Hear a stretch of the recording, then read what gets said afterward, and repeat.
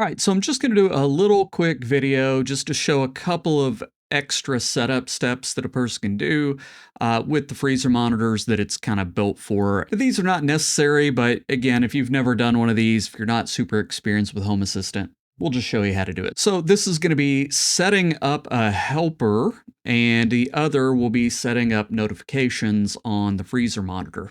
So I've got a new freezer monitor that has been set up. So we're going to go into settings, we're going to go into devices and services, and then in ESP Home, if I find the device, there it is. So here's my new freezer monitor that I've just got into ESP Home here. And down here, you'll see the keep on for configuration toggle. Now, the deal with this device is that the controls only work whenever it's connected, and these things stay asleep a long time. So if you flick this thing on whenever it's not connected, that won't work. Okay, so how can we make this work? So if we go into the YAML, I'll show you that I already have some hooks built in, and you'll see in the keep on for testing switch a whole bunch of other stuff. All this stuff is so that we can add a helper on the Home Assistant side, and it will be able to control the device whenever it wakes up, essentially. And so you'll see basically these little actions and stuff, and so it just syncs this helper, which is basically a fake switch, with the device. That way Home Assistant can keep the state persistent and the device doesn't have to. And this is because, again, the device can't use its controls whenever it's off. So we set up this helper, and whenever we turn that helper on, it will sync with the keep on for configuration switch.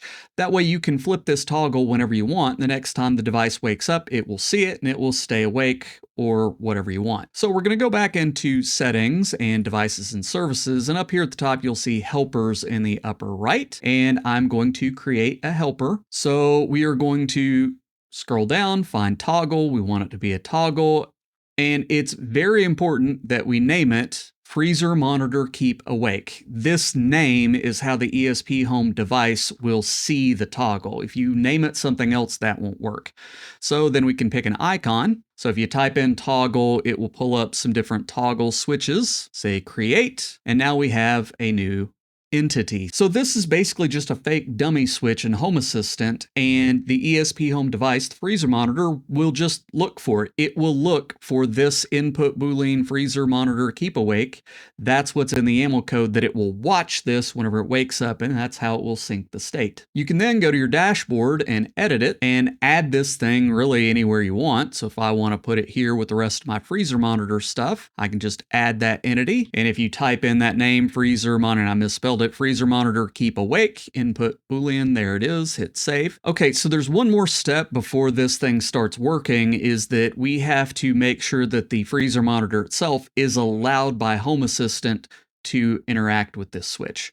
So we go back into settings, we're going to go back into our devices and services. Now we're going to click on the ESP Home integration itself, not the devices, the ESP Home integration. Now we're going to find the device, and right here you'll see this little gear. You click on it and you say allow the device to perform Home Assistant actions, and hit submit, finish. Now we have the device will be allowed to control that switch. All right, so I've got everything arranged side by side here so that we can kind of watch what happens. And so right here's the keep on for configuration toggle, and right here is this toggle. And if I click this off, you will see it sync there. And if I turn it back on, you'll see that they are now synced up. And so the important feature here is that this helper is persistent on the Home Assistant side. The device doesn't have to be on for this to be toggled, and the next time the device wakes up, it will see it, that will sync. So one thing that I should point out about this little keep awake helper is that the way these freezer monitors are built, if you have more than one, they all look for the same entity, which means this switch will control the keep awake function of all of your freezer monitors. If you want to do them one by one, you would have to adopt them all and individually edit their YAMLs to look for a different name. But the default configuration is built so that they would all basically have to look for the same thing. There's no way to create a unique ID for them to look for, I don't think. So just do be aware that if you do have multiple, this switch will affect all of them at the same time. Just something to keep in mind. Now, the next thing to show you is how to configure the freezer monitor alarm itself. Now, again, this is something that's on the Home Assistant side. This is not an on-device setting, so it has to be set up after the device is on your system. So if you go into the device and under related, you can see I've already got an automation there, but if you don't, here's how to set up a notification automation.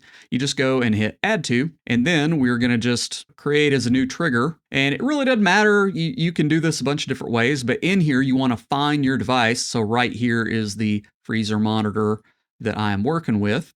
And when you open it up, it shows you all the different entities on that device. I'm going to look for this high temp alert. And that's the one that I want to work with. And so I say, okay, well, if that high temp alert changes from any state to on, then do add an action. So here you just type in send, and as soon as I do, it pops up, send a notification message. What do you want your message to be? Freezer high temp. Okay, and then we're going to add a target, and this is where it will usually pull in any device that can be sent a notification. I use my phone. You can also do different things and set up email and stuff like that. And basically, if I just say, hey, send, a high temp alert, title, freezer warning or something, right? Whatever you want to call it. So, and then we can hit save, give it a name, freezer monitor HT alert, hit save. And when you go back out, you'll now see that alarm. Now, the thing is, I've got multiple of these devices. And so on my regular one, I can add all of them so that if any of them do a trigger, right, it will trip. But that's all there is to it. All right, so this was just a little tutorial video for the people that have bought these freezer monitors to get these things set up. If you're interested in knowing more about that, I'll put links to the video down below in the description. They are still available for sale on Etsy. I got plenty of them left, so I'll put that link down there too.